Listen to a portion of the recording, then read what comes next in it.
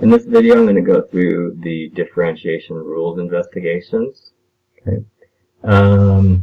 Here we're going to kind of justify all the different rules of differentiation that you're going to see in this chapter.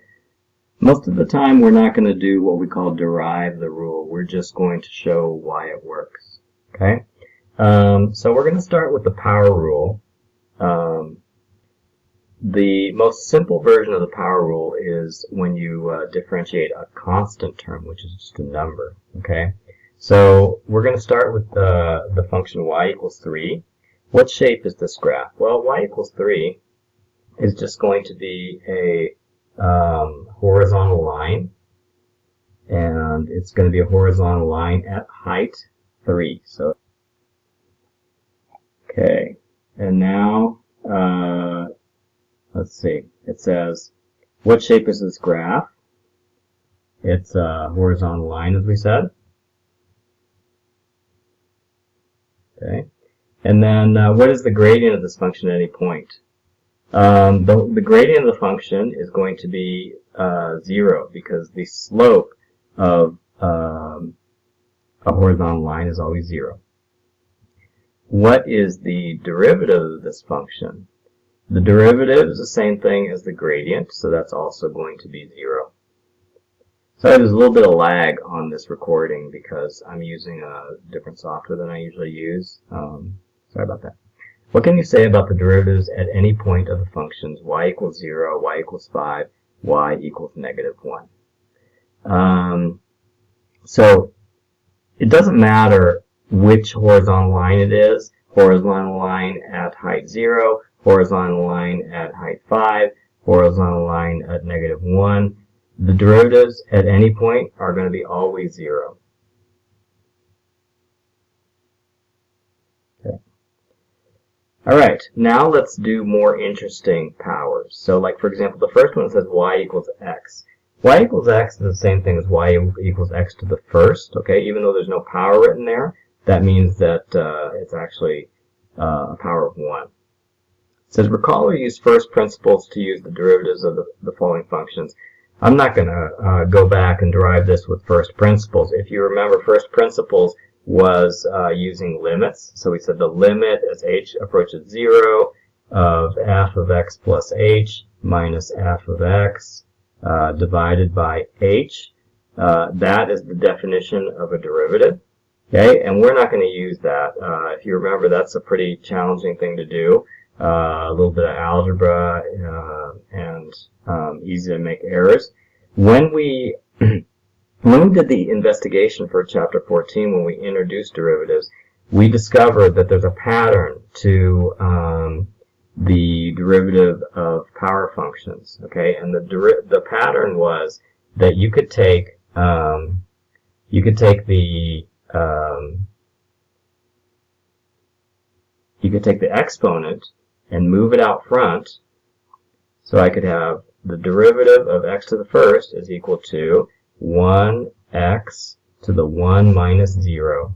Okay, so the exponent 1, first you write it out front, and then you write it in the exponent, but you subtract out, 1 minus 1, actually. Okay?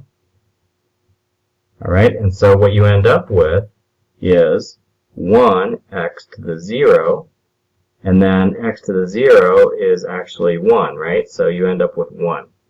Okay, so the derivative of y equals x to the first is simply 1. Do you see that I use this notation here, which is y prime or y dashed? That indicates that we're defining the derivative. If I put just y would be the same thing as the function, and we don't want to put the same thing as the function. Okay, next one. Y equals x squared. The derivative of y equals x squared is going to be the exponent first, and then x, and then 2 minus 1. We're always subtracting 1. So that gives us 2x. Let's do the derivative of x cubed. It's going to be 3x, 3 minus 1, which is going to be 3x squared. Finally, we're going to do the last one, which is the general case, x to the n. the derivative of x to the n is n x to the n minus 1. Okay? Alright, so now we're going to move to the next case, which is going to be the derivative of when you have a function and then multiplying times a constant. Okay? So far we've only done the derivatives of one kind of function, which is a power function. So we're going to use power functions again, as you can see. We're just going to have 5 times x, 5 times x, 3 times x squared, x cubed, right? These are the only kind of functions we know how to take the derivatives of. And we're going to multiply each one of these functions by a constant term or a number, like 5, 3, and 2. So now, when you multiply by a constant term in the function, that term, or that constant, continues to appear throughout your derivation of the derivative if you use first principles, and then just pops out at the end again. So what you can do when you have multiplying by a number like this is you can separate it out. You can take the derivative of the function, which is here. The derivative of x, remember, is 1. And then after you get the derivative, then you just multiply it times the constant again. And then you get the answer 5. Okay? And then, so same thing with the 3x squared. So you put the 3 out here, and then you figure out what is the derivative of x squared. It's 2x. And then the answer is going to be 6x simplified. Okay? What about y equals 2x cubed? So you put the 2 out front. You take the derivative of x cubed, which is 3x squared. And then you simplify it, 6x squared. Now we're going to do the general case. The general case is cx to the n. So the c is just representing the number. We're just going to put the number out front. Then we're going to multiply times the exponent, which is n. And then we're going to put x, n minus 1. Okay, and so that is the general case. Now we're going to move down to where it says addition rule. Okay, with the addition rule, it says basically that you can take the derivative separately of two things added together, and then you just add the derivatives together. So that's kind of convenient, because whenever we have two things that we can't take the derivative of, all we need to do is take the derivative of them separately and then add the derivatives together. So we know how to take the derivative of 5x. We know how to take the derivative of 3x squared. So we just take the derivative separately. The derivative of 5x is 5. The derivative of 3x squared is 3 times 2x. So that's equal to 5 plus 6x. Okay? And then the general case is cx to the n plus kx to the n. The derivative here is going to be cmx to the m minus 1 plus knx to the n minus 1. Okay, so that's the general rule for this one. C and K are regular numbers, okay? And then M and N are the exponents. Okay. That's the addition rule. Now we're going to go look at something called the chain rule. The chain rule tells you how to take derivatives of things that are kind of like complex things, where you have functions inside functions, okay? So like if you look at this, you see that it looks kind of like x squared, a power function. And we know how to take the derivative of x squared.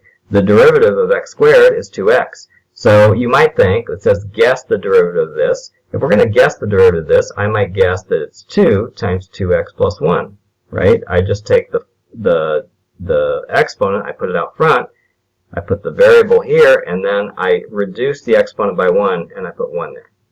If I was going to do it for this one, I might, the 3x plus 1 quantity squared, I might do the same thing. I might put 2, 3x plus 1. Okay? And then if I was going to do this final one, which is the general one, y equals ax plus 1 quantity squared, I might put 2 times ax plus 1. Right? Okay, those are my guesses. But, of course, it's not going to be as easy as that. So going to the second part, it says expand each function into the form ax squared plus bx plus c. And then, so we're going to take the original function and we're going to multiply it out. So remember your binomial chapter. So it's going to be 4x squared plus 4x plus 1 for that one.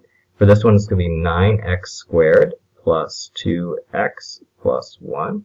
And the last one is going to be a squared x squared plus 2ax plus 1. Okay, and then in the last row, I'm going to take the derivative of each one of these in the second row, because actually we can use the addition rule now, because each one of these terms is we can take the derivative of it using the power rule. So we're just going to use the power rule.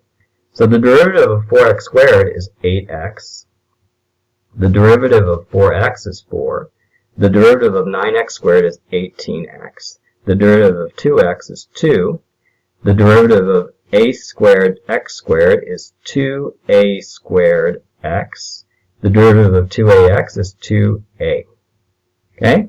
So I did that pretty fast, so go ahead and pause it and think about it if you need to. Now we're going to go down and we're going to figure out how the chain rule can be used to get these same results without having to expand it like we did in number 2. Okay? So here it gives us instructions on how to do that. So it says, it gives us a sample function, which is y equals u squared. Okay, that's a little bit different than we usually use, because usually we use functions with x's in it. Now we're using a function with u in it. So first it says to find the derivative of y with respect to u. Okay, so that means pretend that the u is kind of like an x, and we're going to take the derivative. So the derivative of the function y is going to be 2u, right? Because we just used the power rule. All right. Then it says, suppose that u is ax plus 1, so y is equal to ax squared plus 1. Do you see how they did that? They just took y equals u squared, and then they substitute in ax plus 1 in for u squared, or for the u, and then as a result you end up with ax plus 1 quantity squared, right? I wrote the u kind of messy. I'm going to rewrite it there. Okay. Then it says to find the derivative of u with respect to x. We haven't done that yet. We took the derivative of y with respect to u. We haven't found the derivative of u with respect to x yet. So that's going to be ax plus 1. Take the derivative of that with respect to x. That would be a, right? And the derivative of 1 would just be 0, so we wouldn't write anything with that. So the derivative of u with respect to x is just going to be a. Now we're going to write dy du from part A in terms of x. So dy du was originally 2u. But now we're going to write it in terms of x. So writing it in terms of x, we need to substitute in ax plus 1 in for u. So it's going to be 2 times ax plus 1. Now we're going to go to part 3. It says, hence find dy du times du dx. So we're going to multiply dy du, which is up here, 2u, and then we're going to multiply it times du dx. Where's du dx? Du dx is here. It's going to be a. Oh, we forgot to substitute in the value of u with a's in it. Let's see. We're going to put 2 ax plus 1 times a. Okay? So basically that's 2a times ax plus 1. Let's go look in the table to see what we had before. So we have 2a squared x plus 2a, and then here we have 2a times ax plus 1. You can see that those are actually algebraic equivalents of each other if you multiply the 2a out, right? Okay. So we actually got the correct answer using what we call the chain rule. We take the derivative of y with respect to u, and then we take the derivative of u with respect to x, and that gives us dy dx. Okay?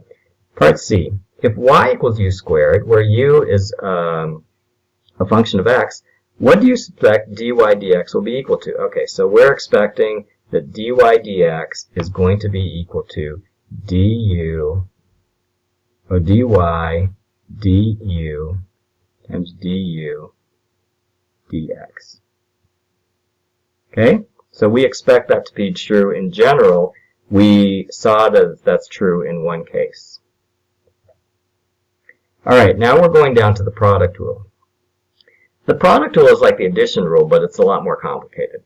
It's kind of like, okay, if I know how to take the derivative of two different functions, and then I have a new function, whereas the two functions are multiplied together, like I know how to take the derivative of u of x, and I know how to take the derivative of v of x. Those are two different functions. Do I know how to take the derivative of u of x times v of x? Because the addition rule worked. If I knew how to take the derivative of u of x and the derivative of v of x, I also knew how to take the derivative of u of x plus v of x. It was pretty easy, in fact. But is it true that I know how to take the derivative of the product just because I know how to take the derivative of each component? And that's not going to be true. Okay? So this is their example. First they say, okay, let's take a function called f, which is x squared. And then we're also going to have the functions u and v, which are both equal to just x. So you can see that they've defined f so that it's actually function u times function v. Function u is x, function v is x, function u times v is going to be x times x, which is x squared. And that's equal to f of x. So they're setting it up so that you can say, oh, okay, I have two functions that I know how to take the derivative of. I'm going to multiply them together. Now, do I know how to take the derivative of the product? Okay, and actually we do know how to take the derivative of this using the power rule, but we want to like invent a product rule and see if it works. Okay, what they're actually going to do is they're going to prove that the simplest guess at a product rule does not work at all. Okay, so first it says find the derivative of f by direct differentiation, or like the power rule. And so the derivative of f of x is going to be 2x. Okay, and then says b. Find the derivative of u dash v dash. So the derivative of u is 1, right? Because the derivative of x is 1. Derivative of v is 1, right? Now, what is it says, does the derivative of f equal to the derivative of u times the derivative of x? Well, the derivative of f is 2x. So I'm going to test it here. The derivative of u dash is 1. The derivative of v dash is 1. Is 2x equal to 1? No, it's not. So that failed. Okay, the simplest guess at a product rule, which was, oh, is the derivative of f equal to the derivative of the components of its products? No, it's not. Okay, so now we're going to move into one more example here. We'll see if this one works. In this case, u is x and v is square root of x. So the function, which is those two multiplied together, is f. And it's going to be x times square root of x, which is the same thing as x times x to the 3 halves, okay? Remember that x square root of x, or that square root of x is x to the half. X is x to the first. So you can add the exponents together, 1 plus 1 half, and then you'll get x to the 3 halves, right? So first it says, find the derivative of f using differentiation, power rule. So we're going to take the derivative of x to the 3 halves. It's going to give us 3 halves x to the 1 half, okay? Then it says to find the derivative of u dash and v dash. The derivative of u is x. Derivative of x is 1. Derivative of v dash, which is x to the 1 half, is going to be 1 half x to the negative 1 half. Okay? And then finally it says, now does the derivative of f equal to the derivative of its components? And so the derivative of f is here, right? 3 halves x to the 1 half. And they're saying, does that equal to the derivative of u times the derivative of v? And you can see that that's not true, right? The coefficient, 3 halves and 1, don't match up. The exponent doesn't match up. X to the 1 half is not the same thing as x to the negative 1 half. Remember, x to the negative 1 half is actually equal to 1 over the square root of x, okay? That's definitely not the same as square root of x. It's, in fact, it's the inverse, okay? So we see that we made 2 attempts trying to invent a product rule just by multiplying together the derivatives, and it did not work. Okay, so now we're going to see what the real product rule looks like. Okay, and we're going to do that by looking at these 4 different examples. Okay, so with these 4, the thing about these 4 examples is they're 4 examples that look like products. But we can actually use power rule to figure out these derivatives. So we can check to see if our guess is right. So our guess now is this complicated thing here. Instead of saying the derivative of f is going to be derivative of u times the derivative of v, which is overly simplistic, we're doing this crazy thing here. It's like, how on earth did anybody ever think of this, right? U dash times v plus u v dashed, and that's our guess, and we're going to add those together, okay? Of course, this one's going to work, right? Now, we already did x squared, and we did x to the 3/2 above, so what I'm going to do is I'm going to copy down all the components there so that you can see how that turned out, okay? So it's going to be 1, and this was 1/2 x to the negative 1/2, and this one, f dash, was 3/2 x to the half, right? Okay, and then the x squared one was above that. It was equal to 2x and 1 times 1, okay? So we already got those results from our work above. And now we're just going to combine them in a different way. Our first theory was that we could just multiply the two ones together to get the derivative, but the derivative of 2 is 2x, not 1. So that was obviously wrong. Now we're going to use this more complicated equation here. So it says, I'm going to fill in all these here. Okay, so I'm going to put 1 for u dashed. I'm going to put x for v. I'm going to put x for u, and I'm going to put 1 for v dashed, okay? And that gives me a result of 1x plus 1x is 2x. Hey, what do you know? Look at that. 2x, that is the correct derivative. So that one worked, right? Let me try the next one. See if it works. So I'm going to put u dashed, which is 1, right? I'm going to put v, which is square root of x. I'm going to put u, which is x. And I'm going to put v dashed, which is 1/2 x to the negative 1/2. Okay? And then I'm going to try to simplify that. Actually, x times x to the negative 1/2 is equal to x to the half. If I add the exponent 1 to negative 1/2, I get x to the half, right? So now I have 1 square root of x plus 1/2 square root of x, and that's equal to 3/2 square root of x, or x to the 1/2, right? And what do you know? That equals the correct derivative that we derived using the power rule. So that one worked also. Now let's do this one, which we haven't tried yet. So x and x plus 1.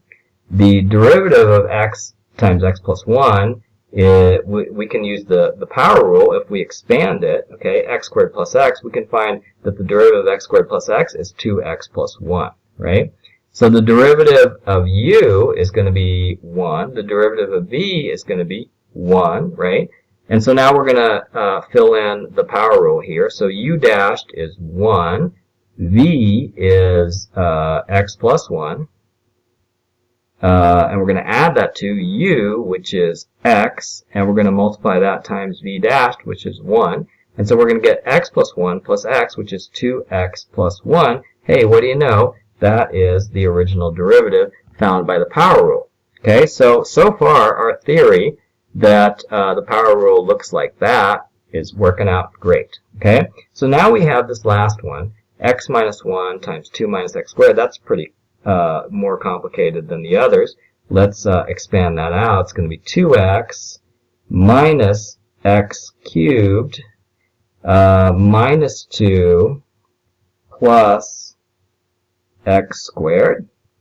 Okay, so it's actually, let me try to put this in order. Negative 2 plus 2x plus x squared minus x cubed.